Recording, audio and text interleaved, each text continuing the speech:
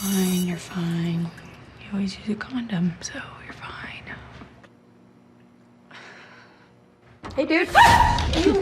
1 in 4 women have had an abortion and or will have an abortion, but most movies that feature a person having to make that choice feature people really struggling with it or going back on their decision or dying from it, which almost never happens. How did you guys consciously try to subvert that trope? There's a whole spectrum of emotions that people have when making a decision like this, whether it be, they truly are traumatized or they feel a sense of relief after, which is actually a common thing that happens after abortions, kind of a relief that, this thing that was really making you anxious is kind of relieved.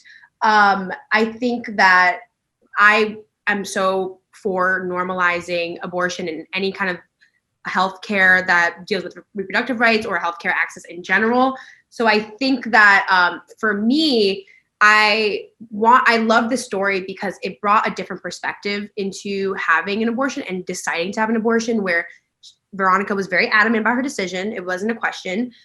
She had a hard time accessing it, which is the issue. So that's why we go and embark on this road trip and go through all these obstacles because that's the hard part for it. She made her decision. She's very clear cut about what she wanted, and that's respect, but that's something that we should all respect, but the access to it is limited. So I think that is really where the conversation is with this story, is why don't we have access to these things that are healthcare, birth control, places to get tested, things to get hormones, things of this nature. These facilities are providing health care. People have a range of experiences, but I've had an abortion, and it was very clear to me that that's what I wanted to do. And so representing a story that felt like mine made a lot of sense to me. What's very unique about this movie is that it's not a movie about should I or shouldn't I. It's Veronica knows almost immediately what's right for her, and it's more so about the weight of that and the pressure of feeling like she has to do that alone because she feels like she can't tell these people around her, and then actually doing it. What I liked about it being kind of a comedy and a lighthearted movie was that there are aspects of it that are heavy, but in reality, Veronica made her decision and she doesn't have to feel completely destroyed by it. And that is not necessarily the story of everyone who gets an abortion.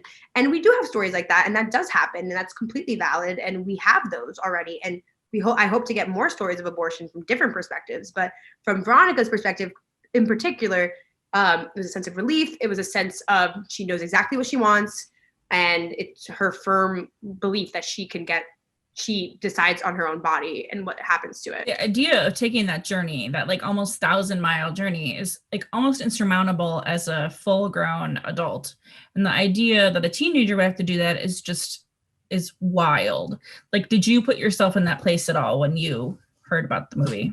Yeah, I think that thankfully I've grown up in bigger cities. So I think the conversation of things like abortion or birth control or any kind of healthcare for reproductive aspects of one's body, I think there's been a lot of facilities available for me. And I always think about and kind of reflect on the fact that I was very lucky, because it's a privilege to have that in a lot of states and a lot of places, a lot of countries, a lot of areas in America.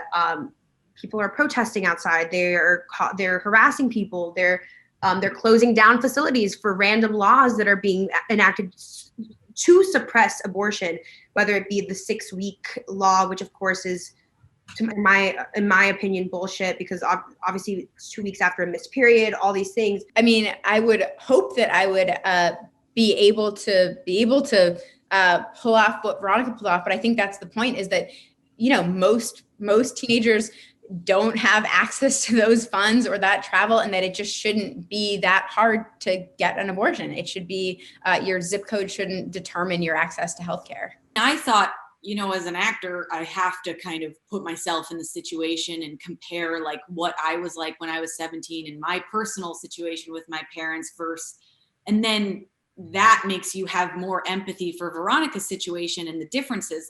If I got pregnant when I was 17 and in high school, and I had these dreams of moving to LA and becoming an actor and all that, I would have gone to my mom immediately. But that's because of the amazing relationship that I have with my mom as someone who supports me and puts me first and has been always open about all these conversations, almost more than I would want. But she's a very open person, and I would know that I could go to her in a situation like that, and she would be there for me and me only. And so, yeah, that just made me have, you know, obviously way more empathy and understanding for Veronica's situation, and then think like broader of just all the other young women who would have it even worse than Veronica's situation and wouldn't have that type of relationship and transparency with their parents or with a guardian where they could really feel safe going to them. There's a couple of really solid gas station runs in this movie. If you're like on a long road trip, you're not worried about what you're eating, what are you picking up? Chips of any kind, salt and vinegar chips, cheddar popcorn, sour gummy worms, lots of pretty much sour candy, those like sour strip candies, I forget what they're called. But I'm pretty sure they even have packs of like, not like the generic brand of sour gummy worms that only has the pink and blue. And that's definitely, if a gas station had that, would 100% go to that. I would have Takis if they had available. Cool Ranch, not Cool Ranch, regular Doritos, Dr. Cheese, or spicy. I like spicy. I would get a Diet Coke because I love Diet Coke so much. Just in general, love Diet Coke. Also an orange juice, and then I would also get like a Twix bar, and I would get like, oh my God, everything, to be honest. I would just get all of it. Pringles are something that I only buy on road trips. They just feel like a nice thing to have in the car. Classic or sour cream and onion. And powdered donuts.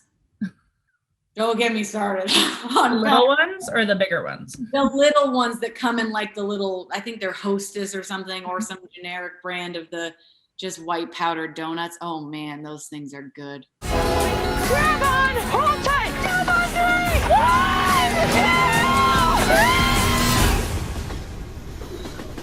2! Trains go fast.